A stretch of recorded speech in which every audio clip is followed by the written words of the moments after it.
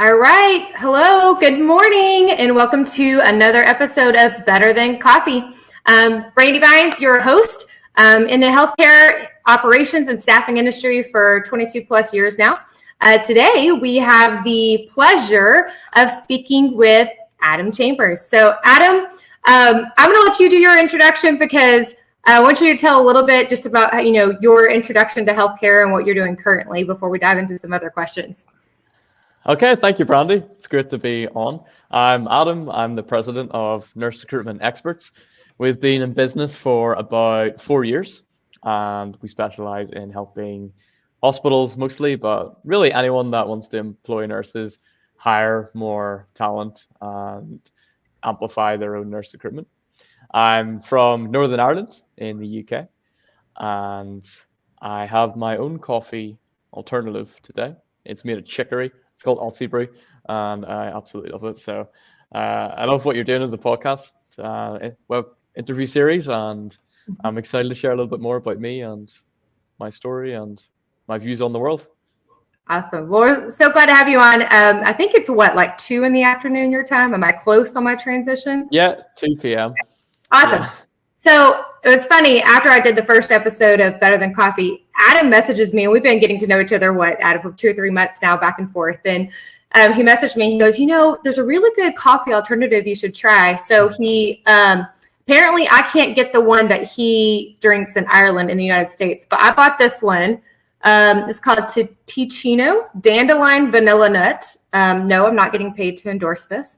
But as I try to drink less caffeine, Adam recommended it, and I tried it, and I'm actually drinking it for the first time this morning, and it's not that bad. It's actually pretty good. So they gave the recommendation to kind of like taper off your coffee, Adam, and it was like, try a quarter of this and 3/4 coffee and taper off. I went cold turkey, so we're going to see how this goes. But okay. All right, Adam. So one of the things I want to jump into, it's just simple mindset. I talked about it last week about kind of jumping out of the plane and some of the things that you need to do to kind of get ready to get to that next stage of your life, whether it be personal or professional. And a lot of it is mindset, just really making sure that you're geared up and ready for whatever it is that you're trying to accomplish. We can be often our own worst enemy. So, without asking an HR question saying, hey, Adam, how old are you? I know you're really young. And on this side of COVID, I've had so many conversations with executives around the United States where there just seems to be on this side of COVID a lack of desire to work and drive and motivation. And it's not specific to any one group. I think millennials a lot of times get a bad rap, and it's not any certain age group. It's people that are new to the workforce. It's people that have been in the workforce for 20, 30, 40 years that just seem to be disengaged right now. And so to have someone like you, Adam, throughout the pandemic, and then on this side of the pandemic, really push and enter the healthcare staffing industry is exciting to see. So just give us a little bit of an inside, kind of behind the scene peek of who is Adam. Where does your drive and energy come from? And if you want to kind of walk us through how you stay mentally geared up for the task of the next day. Okay. Yeah, I suppose I began with maybe a fear of dying and then meeting St. Peter at the pearly gates, and beside him's the person that I could have been. I've always think that everyone has so much potential as a human being, and you can witness that in people that have done amazing things with their lives, and any great person that you look up to. We're all born with the ability to grow and move into things that are going to help the world. And it is all kind of intangible and hard to explain. And whenever I was doing a bit of research for this, I just searched what is drive on Google. And most of the results on the first page were how to answer this difficult interview question, what drives you? And it seems people are confused about what their own drive is and what the word even means. And for me, like what pushes me on each day is the goals that I've set for my life and my idea of who I want to be and where I want to be in 1, 5, or 10 years. And then all I have to do is take action every day to get me there. So I've I've written down and kind of drew out visualizations of how I want to be financially, in terms of how I spend my free time with family, and things that I've went out and done in the next 5 years. And I look at that each morning, and it just sets me up well for the day to understand this is what I'm aiming towards, and I need to keep that in mind as I go through difficult times or great times. I know in healthcare, I was speaking to a staffing agency owner a couple of weeks ago, and he said at the height of the pandemic, he had almost 100,000 jobs he could submit candidates to, and then it just dropped off a cliff to less Right. than 1,000, 99% drop. And whenever you're going through the rough patches, you kind of have to imagine your life as a graph.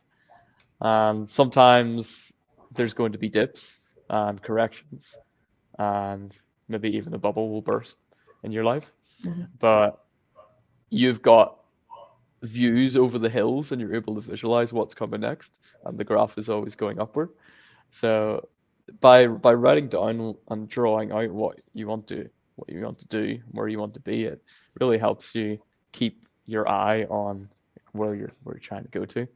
So that's worked well for me over the last 4 years. When I started out, I didn't have any clients or following really. I was teaching English online in my parents' house. And it was a rocky start. I'd be doing sales call and my mom would walk in with my dirty laundry, or I would have to run downstairs because my dinner was ready.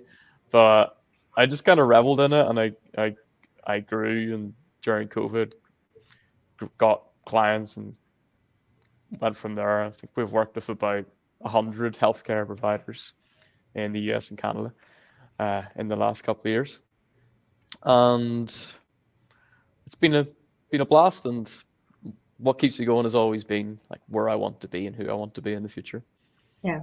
And I think, you make such an excellent point about the visualization and having that visual, thing in front of you to remind you every day, because, the difference between, just an average person and greatness, I think a lot of times is just committing to it.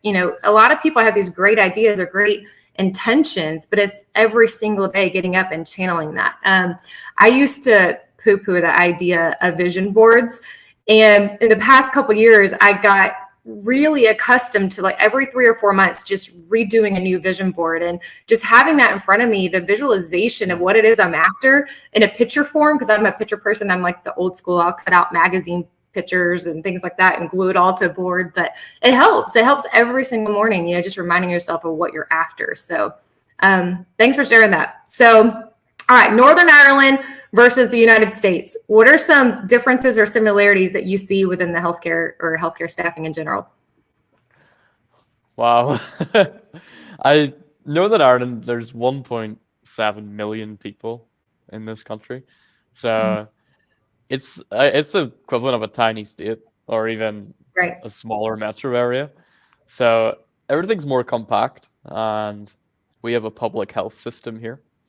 Right. So there's maybe 2 private hospitals, and then the rest is run by the government. And we still have healthcare staffing in our government-run system. Mm-hmm. There's still nurses working for agencies, and agencies are making a profit selling their labor onto the hospitals. But because there's only really one overarching public system, there's not wage competition between different areas to the extent that there be in the States. And a lot of the sort of the regional health systems wouldn't have to have an employer brand or do recruitment marketing, or a lot of the things that health systems in America have to do to make themselves unique. So here, the last 10 years or so, the health system's really come under a lot of pressures in staffing. We don't have enough nurses, and we're trying to bring in more from countries like India and the Philippines. But it's not working. The wait times for emergency rooms have really gone through the roof the past 5 years. Same with getting an appointment with the doctor. And I think the public health system that we have is really creaking.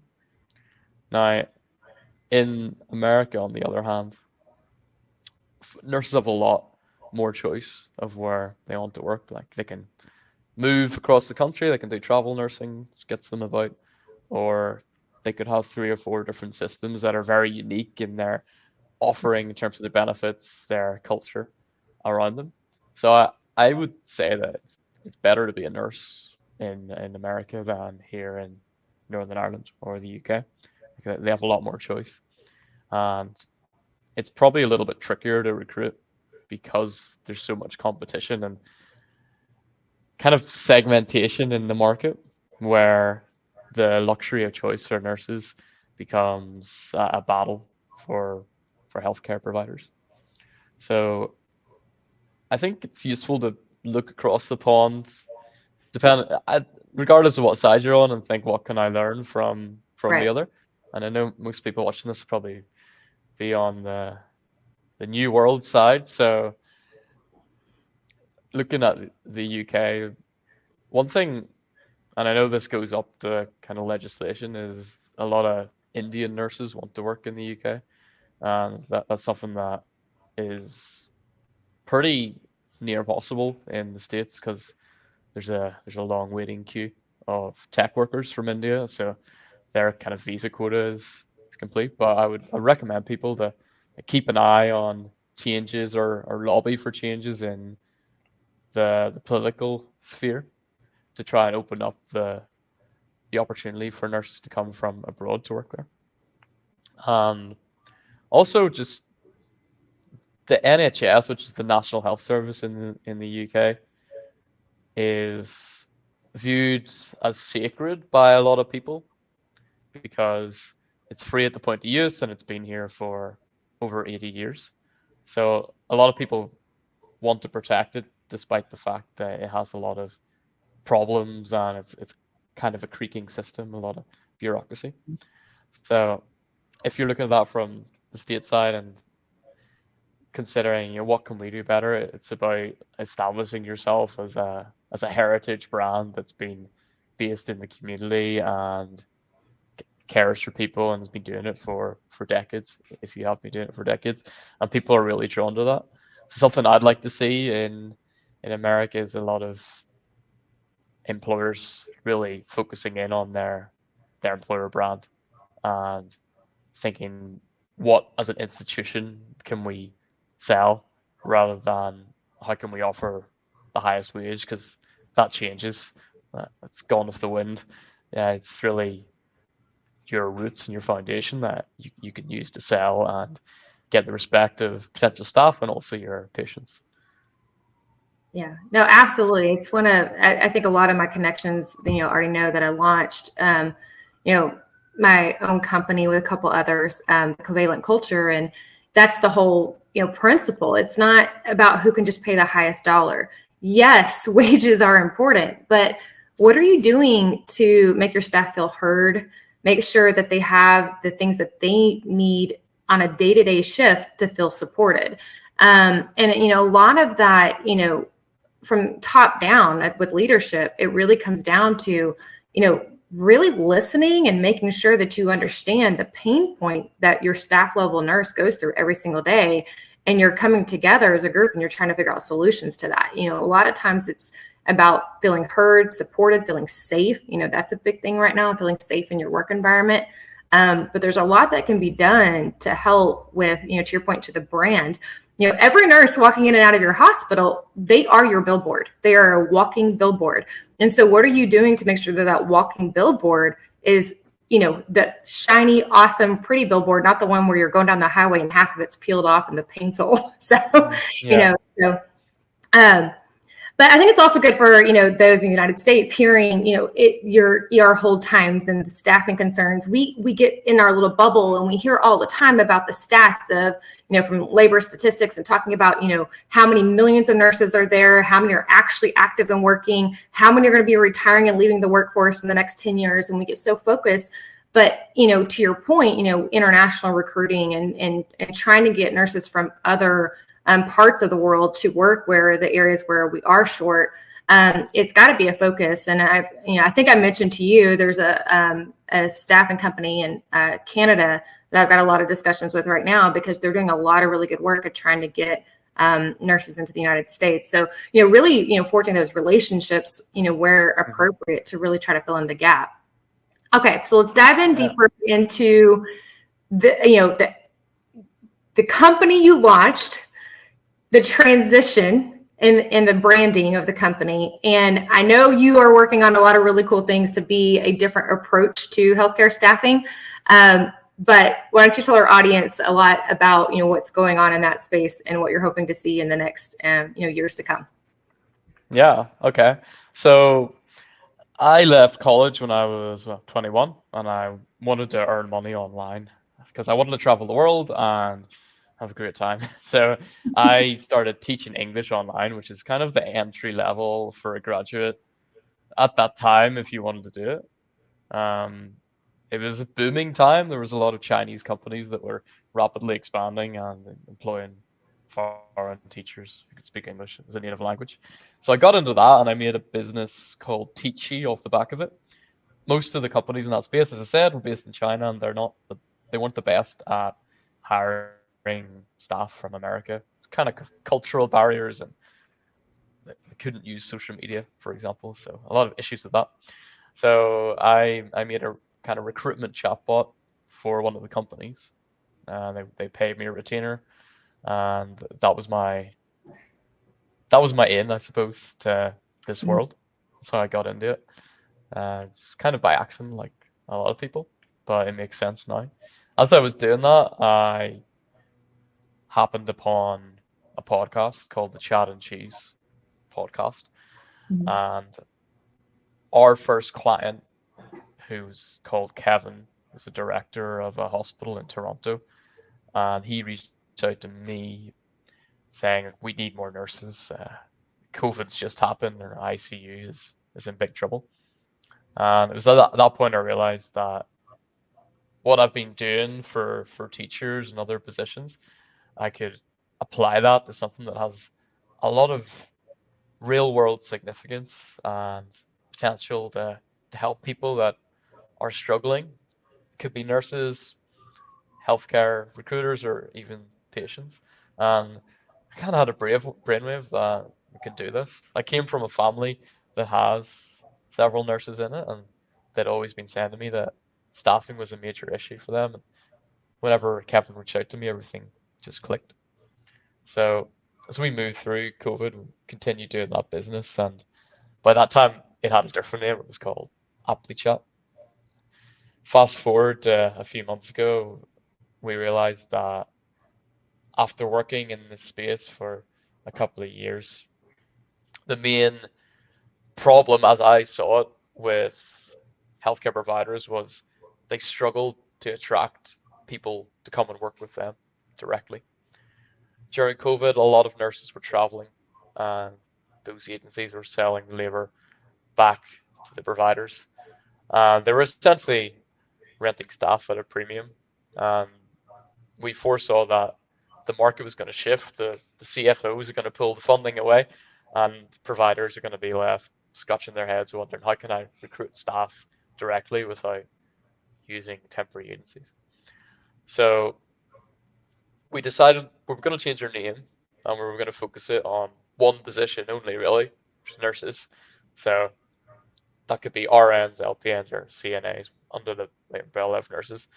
And we wanted to speak directly to healthcare recruitment leaders with that brand and become the place they would go to get help in amplifying their own nurse recruitment.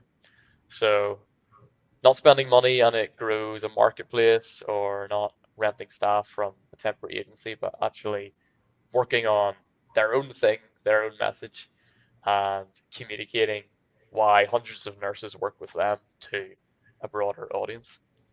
So um, we rebranded a month ago, and we're seeing kind of good numbers in the direction that we're going in to help our clients and the whole healthcare recruitment world reach further to places where candidates are spending time, but they find it hard to communicate.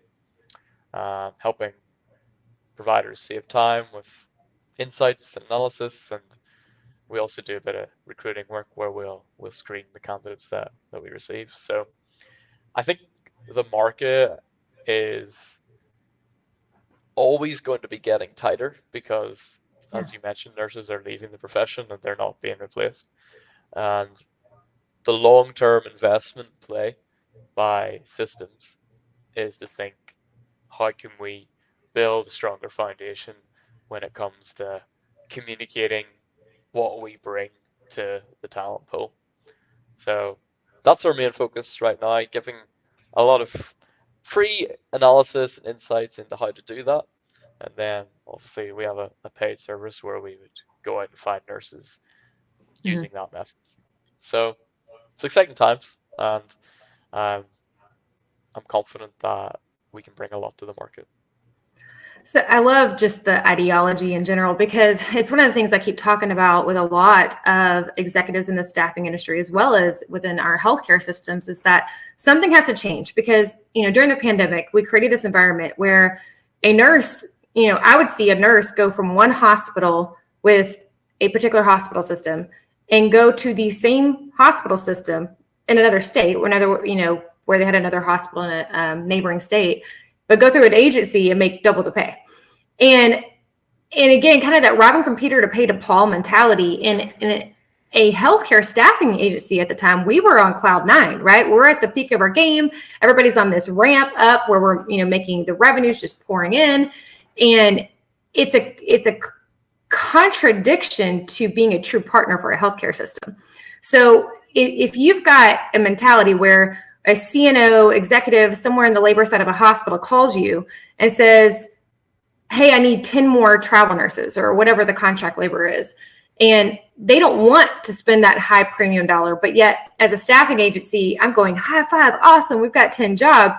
That's a complete contradiction to what you should be doing to be a true partner. And so that's where I think, you and the company coming in this mindset of how do we really dive in deep to partnering and discerning what is the solution? How do we get people better partnered directly with these hospital systems?